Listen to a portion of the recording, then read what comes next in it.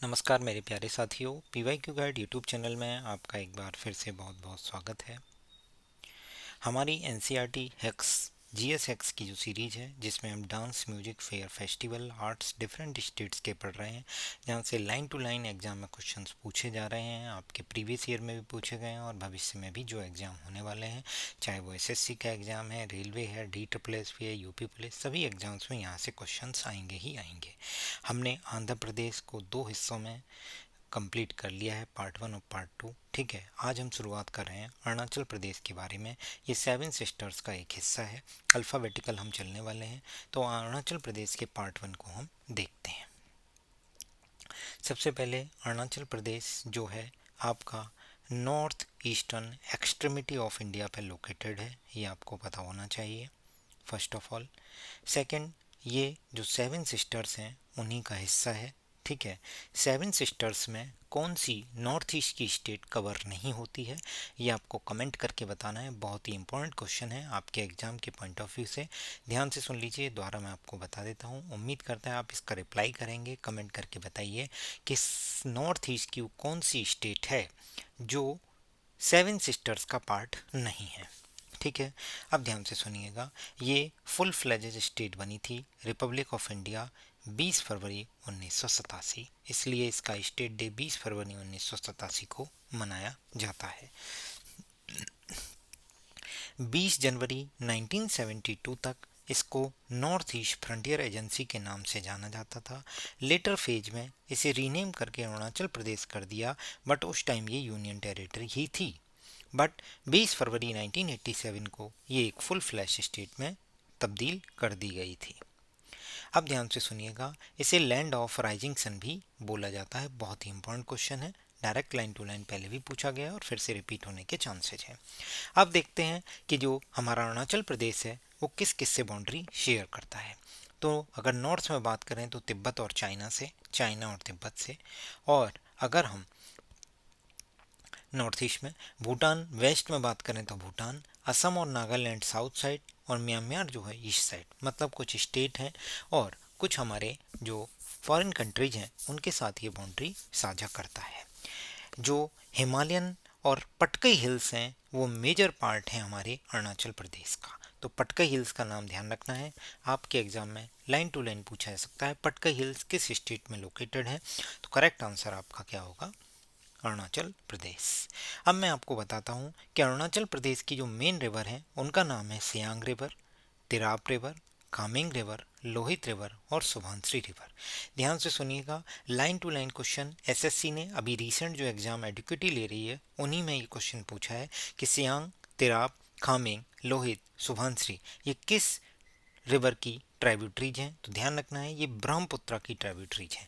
जब ये ट्राइब्यूटरीज जब अरुणाचल प्रदेश में थी तब तक इनके नाम सियांग, तिराप, खामेंग, लोहित और सुबनसिरी थी, क्योंकि ये स्टेट को 5 रिवर वैली में कन्वर्ट करते हैं। ये हिमालय से निकलती हैं, स्नो फेड रिवर हैं। बाद में जब ये कंबाइंड होती हैं तो असम में जाकर इन्हें ब्रह्मपुत्र के नाम से जाना जाता है।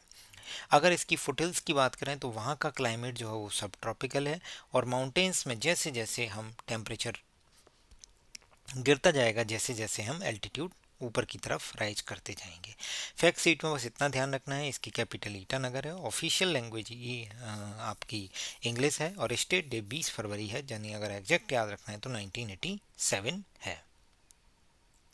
ठीक है, ये कुछ भी चीज़ याद रखने की ज़रूरत नहीं है। ठीक है, जो जो इम्पोर्टेंट है वही मैं आपको बता रहा हूँ, क्योंकि एनसीईआरटी पूरी कंप्लीट करना लाइन टू लाइन काफ़ी मुश्किल है, इसीलिए मैं पढ़कर आपको वो चीज़ें बताता हूँ जो आपके एग्जाम के लिए महत्वपूर्ण है, लाइन टू लाइन जहाँ से क्वेश्चन बन सकते हैं। अरुणाचल प्रदेश की कैपिटल जो है वो ईटानगर है। इसको ईटानगर नाम कैसे पड़ा? तो उन्होंने बताया कि 14 सेंचुरी सी में एक ईटा नाम का फोर्ट होता था। ईटा का मतलब होता था ब्रिक फोर्ट, एक ब्रिक से बना हुआ एक फोर्ट था, जो कि एक लोकेटेड था कैपिटल कॉम्प्लेक्स में, इसीलिए इसका नाम ईटानगर पड़ा। ईटानगर ही अरुणाचल प्रदेश की सबसे लार्जेस्ट सिटी है, ये ध्यान रखना है। यहाँ पे दो तरीके की फार्मिंग की जाती है, एक झूम फार्मिंग और टेरिस फार्मिंग। वेरी इंपॉर्टेंट, यहाँ से लाइन टू लाइन क्वेश्चन आपके एग्जाम में पूछा गया है कि झूम फार्मिंग क्या है और टेरिस फार्मिंग क्या है, इन दोनों को अच्छे से समझ लीजिए। झूम कल्टीवेशन क्या होता है? When the farmers prepare the land by cutting down the unwanted vegetation and then setting it to the fire. Unwanted जो vegetation होती है ग्राउंड पे, लैंड पे, उसको कट डाउन कर देते हैं जो भी किसान हैं, फार्मर्स हैं, और उसके बाद उसको आग लगा देते हैं पूरी ज़मीन पे। तो इसे बोलते हैं झूम कल्टीवेशन या शिफ्टिंग कल्टीवेशन। इसके कई सारे नाम होते हैं अलग अलग स्टेट्स में, जैसा कि मैंने आपको अपने टेलीग्राम चैनल पर बताया है पहले भी कि किस स्टेट में किस शिफ्टिंग कल्टीवेशन को किस नाम से बुलाया जाता है। ठीक है, अब देखते हैं टेरेस फार्मिंग क्या है। तो terrace farming is practised by converting the hill slope into the layered terrace and then clearing these of the vegetation for cultivation. Terrace farming है जो हिल का जो स्लोप होता है उसे लेयर्ड मतलब टेरेस में कन्वर्ट कर दिया जाता है, लेयर टेरेस में स्लोप में कन्वर्ट कर दिया जाता है, और उसके बाद उसे क्लियर कर दिया जाता है उन प्लेसेज को, उन फ्लोर्स को, जिससे कि हम कल्टीवेशन कर सकें वेजिटेशन का। This practice also helps in preventing soil erosion, इससे सॉइल इरोजन में हेल्प मिलती है। अगर राइस मिल्स की बात करें, food processing industry, horticulture, handlooms और हैंडीक्राफ्ट, ये सिग्निफिकेंट सोर्स ऑफ इनकम है स्टेट में जो भी लोग रहते हैं अरुणाचल प्रदेश में उनका। अगर लैंग्वेज की बात करें तो यहाँ पे 82 लैंग्वेज बोली जाती हैं, जिसमें इंग्लिश मैंने ऑफिशियल लैंग्वेज बताई है इनकी आपको। ठीक है, इसके बाद देखिएगा यहाँ अगर ड्रेस की बात करें तो यहाँ पे 25 डिस्टिंक्ट ट्राइब रहती हैं, जिनमें 110 सब ट्राइब भी होती हैं। बेल्ट इनके लिए एक बहुत ही इम्पोर्टेंट जो है अपैरल्स का पार्ट है, एसेसरीज है जो वुमेन्स पहनती हैं, चाहे वो सेरेमोनियल कॉस्ट्यूम्स की बात करो चाहे वो डेली कॉस्ट्यूम्स की बात करो, उन दोनों में बेल्ट बहुत इंपॉर्टेंट है। वीविंग मतलब जो कढ़ाई बुनाई का कार्य है is done with the bamboo tube, ध्यान रखना है, using the thread of cotton and wool, cotton और वूल के थ्रेड को बुना जाता है किसकी हेल्प से, बैम्बू ट्यूब की मदद से। ठीक है, geometric pattern usually dominates such weaving, the most popular motif being that angular designs with the zigzag lines। अब ध्यान से सुनिएगा, जब वीविंग की जा रही है तो कुछ ना कुछ डिजाइन बनाई जाती है, तो डिजाइन ज्योमेट्रिक पैटर्न होते हैं, जिसमें सबसे मोस्ट पॉपुलर जो मोटिफ है, जो कलाकृति है, वो है आपकी एंगुलर डिजाइन यानी geometric pattern with the zigzag lines, very important. ठीक है, अब अगर वेडिंग सेरेमनी में जो लोग क्या क्या एसेसरीज पहनते हैं उसके बारे में बताया गया। यहाँ से क्वेश्चन बहुत ही ना के बराबर है कि बनेगा, बट जो इम्पोर्टेंट है वो मैं आपको बता दूंगा। बट पहले हमें जानना सारी चीज़ें ज़रूरी हैं कि इसमें से क्या क्या होता है। जैसे बेयांग सिपी अगर पूछा जाता है आपसे, क्या पूछा जाता है, बेयांग सिपी। बेयांग सिपी जो है वो chain of blue coloured stone होती है, ब्लू कलर बीड्स होते हैं। टाले टाले मिक्स साइज बाउल्स होते हैं। बुआफ टाप कामोटाफ बैंगल्स होती हैं जो कि ग्रूम पहनता है।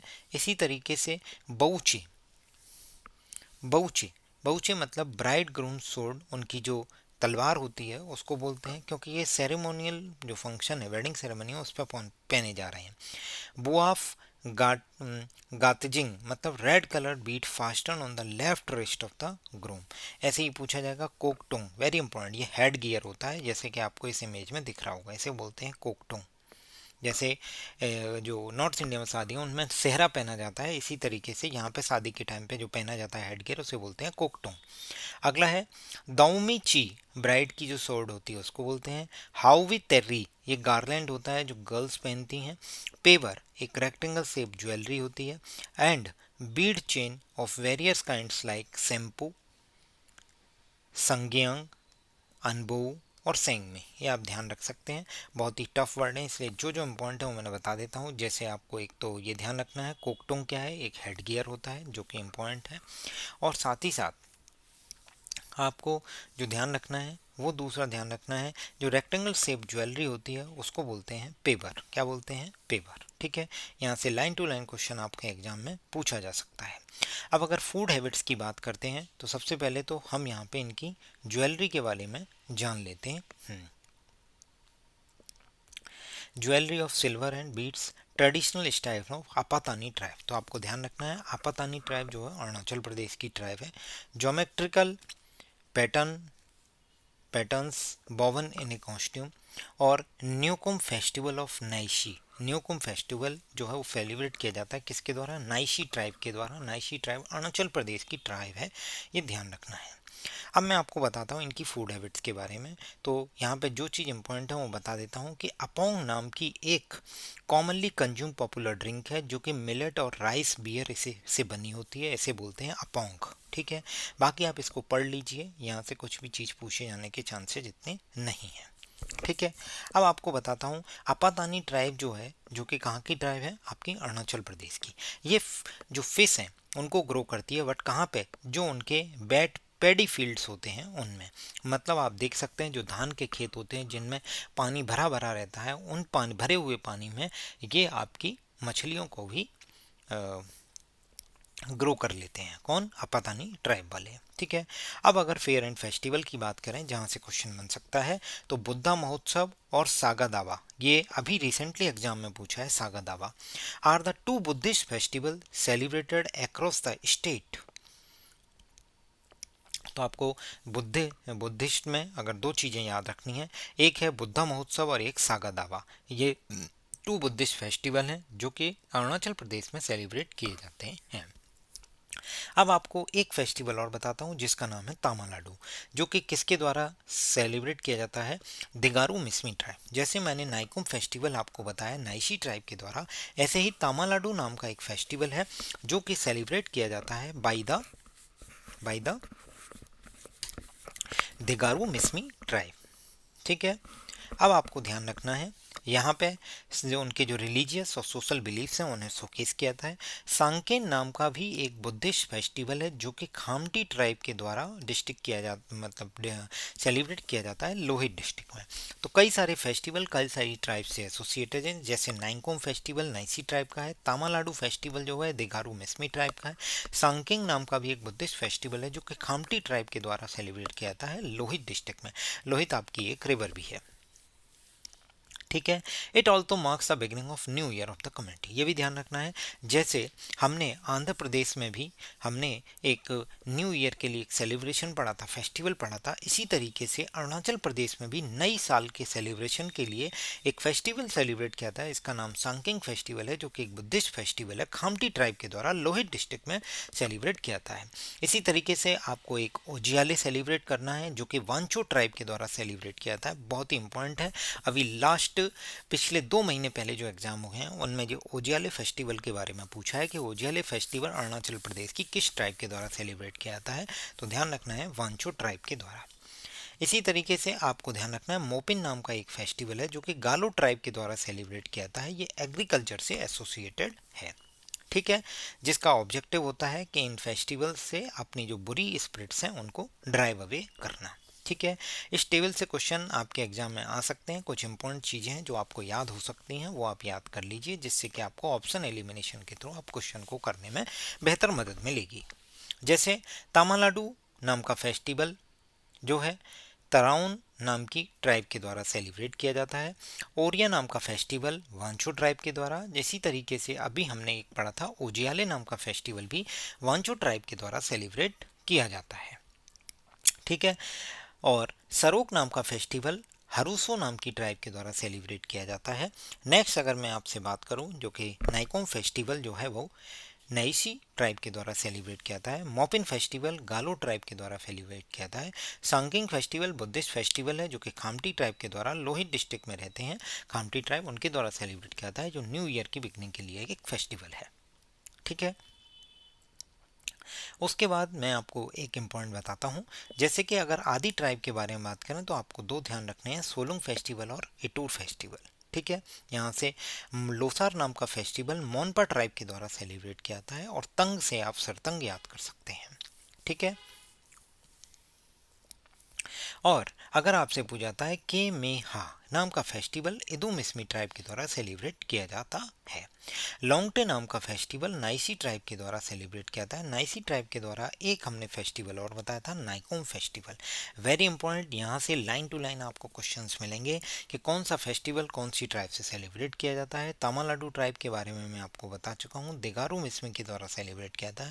अपोंग क्या है? अपोंग एक जो मिलेट और रिहाइस राइस बियर है जो कि कॉमनली कंज्यूम पॉपुलर ड्रिंक है अरुणाचल प्रदेश की। आपातानी नाम की ट्राइब जो है वो अरुणाचल प्रदेश की एक इंपॉर्टेंट ट्राइब है। मैंने आपसे एक क्वेश्चन पूछा है वीडियो की स्टार्ट में। उम्मीद करता हूँ आप मुझे कमेंट करके बताएंगे कि उसका करेक्ट आंसर क्या होगा, आपके एग्जाम के लिए महत्वपूर्ण है। ठीक है, keep sharing. Thank you so much. Video पसंद आए तो लाइक करें, चैनल को सब्सक्राइब करें अगर आप चैनल पर नए हैं, और वीडियो को ज़्यादा से ज़्यादा शेयर कीजिए। Thank you so much, keep sharing. कल हम मिलते हैं अरुणाचल प्रदेश के पार्ट 2 के साथ।